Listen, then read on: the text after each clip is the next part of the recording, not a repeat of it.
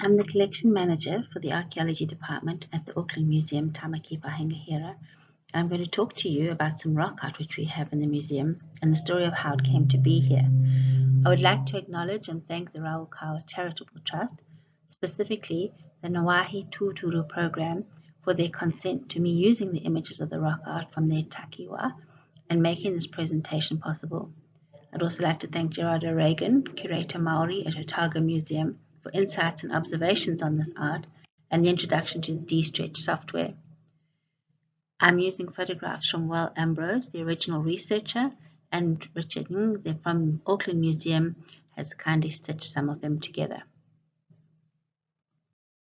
The term rock art refers to paintings and carvings made on rock walls of caves or on other stone surfaces. This type of art is found all over the world and is some of the oldest art in the world. In New Zealand, there is a tradition of rock art, both painting and engravings, thought to date from the time of the earliest Polynesian settlers. New Zealand rock art can depict people, animals, mythical figures, daily objects, or more abstract designs and symbols. Researchers are still investigating various methods of dating and interpreting these images. This is the Waipapa Rock shelter at the junction of the Waikato and Waipapa rivers. It was a tall, narrow shelter said to look like a canoe standing upright. The walls were covered with red and black images. The red is kokowai or ochre mixed with fats or oils to make a paint, and the black is charcoal drawn directly with charcoal sticks or formed into a paint. Red and black are globally significant colors in rock art and are significant in other forms of Māori art too. Although each element in the painting is only one color, the two colors do interact within the groups of images. Often red marks may surround a black image, or red lines may echo a black shape. These are some close-up views of separate images, which have been said to show dogs, lizards, tiki figures, possible horses, canoes, birds, and many shapes, lines, and interlinked images. It seems uncertain when these paintings were first noticed in the modern era, but by 1951, people were calling for protection for these paintings as the shelter was going to be blasted and flooded in the process of constructing the Waipapa Lake, one of the hydroelectric dams along the Waikato River. By 1956, the work on the dam had begun and the protection of the art became urgent. The National Historic Places Trust commissioned Mr. Frank Davis, an art teacher, and Mr. Will Ambrose of University College, Auckland, to document, photograph, and remove the important images in order to preserve them. Of course, all the images were important, but not all could be saved, so decisions had to be made. When Ambrose and Davis got to the site, the paintings were very faint and extremely hard to trace or photograph. So, to make the pictures clearer, they used several techniques. Because the paintings were very old, a thin layer of silica or transparent rock had built up over the paint. This allowed them to wash the rock face without damaging the paint. After this cleanup, more figures and symbols could be seen, covering both sides of the rock shelter. Davis and Ambrose tried to painting the images with water to make them easier to photograph. But the water dried too quickly. They then tried a very dilute solution of porridge, which would dry more slowly and leave a coating. This most definitely would not be recommended these days, but at least the images had the layer of silica protecting them. Davis and Ambrose removed the rubble from the floor of the cave.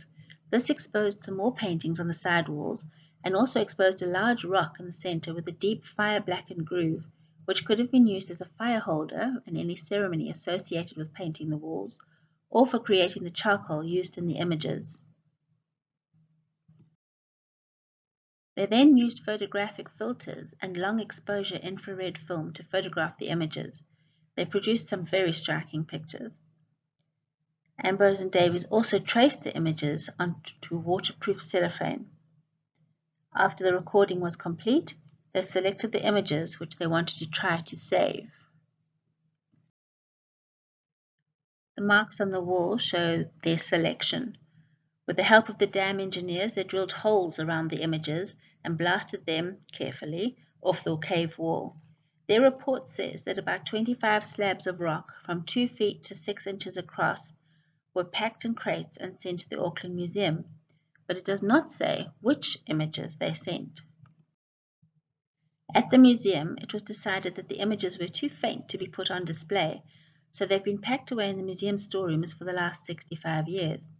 Last year, the 26 pieces were located, reunited, renumbered, measured, recorded, and individually photographed in high resolution. They've now been safely rehoused together on 2 pallets. The challenge was to try and identify the pieces as far as possible, and the following methods were used. Many of the fragments were very small and indistinct.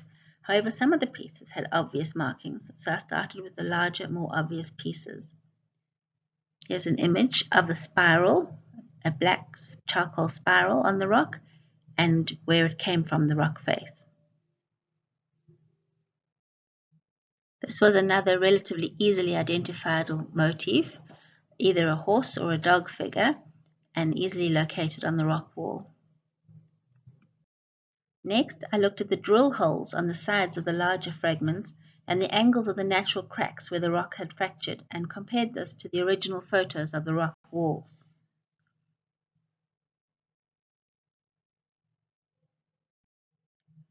Some of the smaller, more indistinct fragments needed to be photographed in high resolution and put through the D-Stretch program. D-Stretch is an image filtering or color shift software designed specifically for images of rock art and rock types. The resulting images are obviously some weird colors, but the shapes and lines of paint can be easily identified. This made it possible to identify several more fragments which would not otherwise have been able to be placed. To identify the images themselves, I had to study the cracks and pigment changes and paint marks surrounding the image. Here you can see on the top right the rock that we have in the museum, enhanced in the center by the D-Stretch program, which brings out the red pigmentation at the top, and then matched onto the rock face images, when we can see that the black spiral has completely disappeared from the rock that we have at the museum, and the fragment is only identifiable by the red pigment around the sides. The final stage of this project was to stitch together a series of photos of the walls of the caves to make a composite image on which we could map the fragments that we had obtained. Here is a picture of some of the larger pieces I have identified and superimposed onto the composite image of the side walls. When complete, this can be compared with a picture of the images selected for blasting to determine what percentage of this was successful and how much we have at the museum. This was an interesting exercise in what is possible and what would be useful for further studies into rock art sites, to examine similarities in symbols, figures, colors, and painting techniques. But it was also important to provide some more understanding of the collections housed at the Auckland Museum. Rock art is an important focus for archaeology and for New Zealand archaeology, as these sites are rare and remote, and they are vulnerable to the weather, to farm animals, and to vandals. They are often more difficult to recognize or access, and once they're destroyed, they are irreplaceable. I'd like to thank Louise Fury and all who helped with the locating of information and objects for this project. Thank you.